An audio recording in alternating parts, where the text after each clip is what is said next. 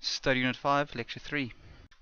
So this lecture and the subsequent lectures will have a look at three-phase uncontrolled rectifier circuits. Three-phase rectifiers are a type of polyphase rectifier where there are multiple AC phases which get used to generate the DC current. Although single-phase converters get used quite often, once the power requirements are above a few kilowatt, it is more effective to use a polyphase rectifier.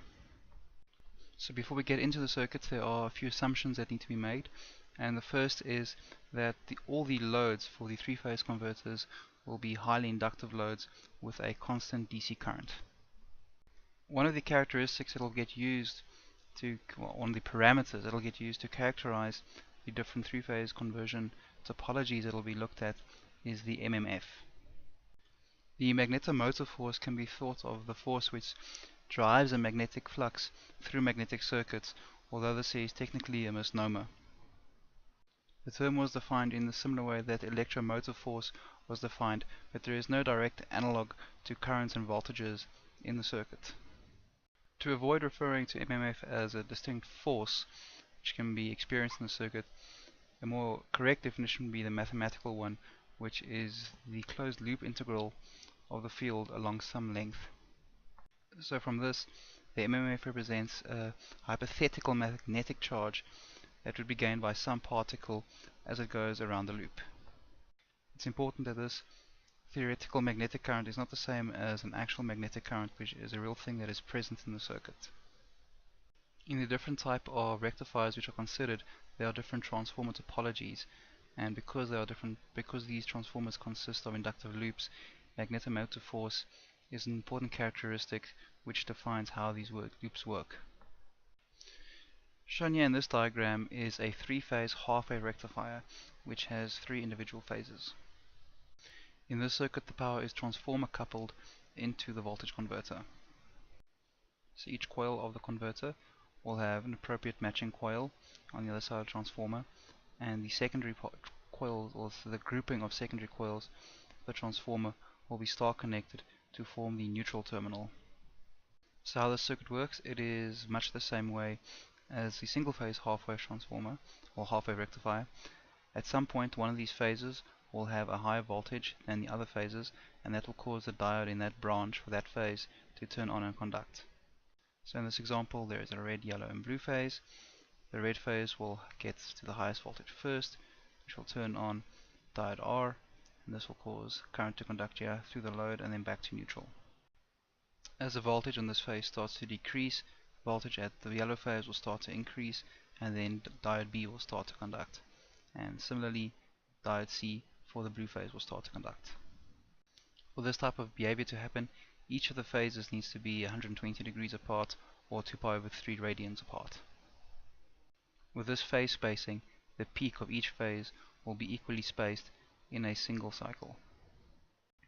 This means that as the blue phase starts to decrease, the red phase will start to increase, and the cycle will start again. This type of switching behavior, where the diodes switch in sequence depending on the voltage of the phase, is where this network gets the term of being naturally commutated. For a passive load with no back EMF, the load voltage and load current will never actually reach zero. The output voltage for the circuit can be generalized quite easily.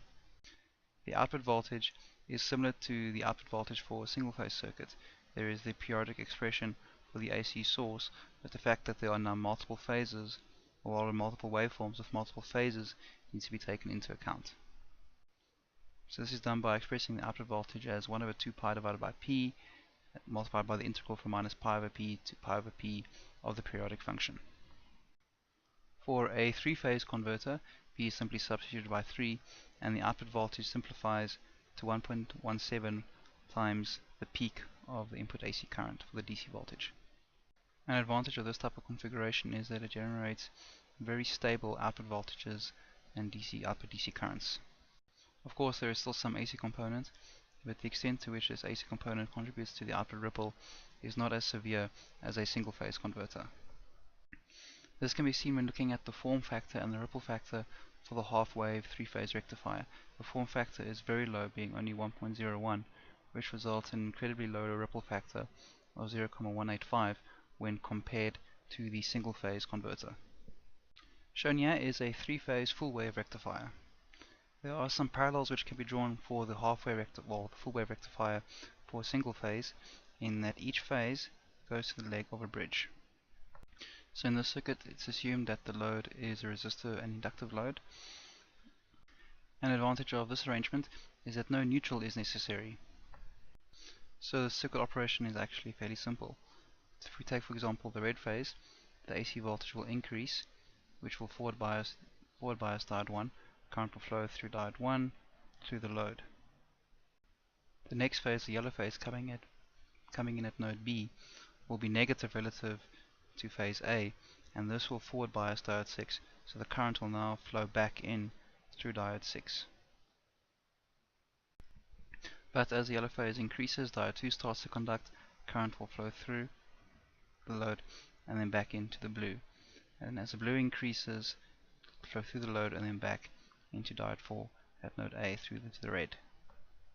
So in this way, there are always two diodes conducting out of the 6 possible diodes which can conduct in the network. This action results in the output shown here, where the ripple on the output voltage has a frequency 3 times higher than that of the AC source. So the output voltage is given by this equation here, which is actually just twice the output voltage driven by the half-wave rectifier case. The reason it's twice is because there are twice as much energy going in, so the current which is conducting through the load is twice as high. Solve the integral yields an output voltage of 2.34 times the input voltage. The form factor for this converter is 1.001, and the ripple factor is an impressive 0.06 when compared to the single phase case. So as with the single phase case, there are sort of 4 different load types which can be expected. There is a purely inductive and resistive load. There is a resistive inductive load with some kind of back EMF. There is an inductive and resistive load with a filter capacitor. And finally, there is a purely capacitive and resistive load where there's only a filter capacitor over the resistor in the load. The difference between these configurations is how much of a contribution there is from the 6th order harmonic current present in the circuit. This harmonic component contributes to how much power is dissipated in the resistive part of the load. So this concludes a very brief overview of three-phase full-wave rectifiers. The next lecture will have a look at transformer characteristics which can influence the rectifier's performance.